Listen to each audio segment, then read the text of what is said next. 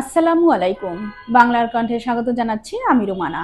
Meherpur ২ গাংনীতে BNP পদপ্রার্থী হাজী আমজাদ হোসেনের বিপক্ষে মানববন্ধন। ধানের শীষে প্রতীক চান জাবেদ হোসেন মিলনের সমর্থকরা। ২২ নভেম্বর মেহেরপুর ২ আসনের গাংনী উপজেলায় বিএনপির সম্ভাব্য পদপ্রার্থী হাজী আমজাদ হোসেনের বিপরীতে আজ মানববন্ধন অনুষ্ঠিত হয়েছে।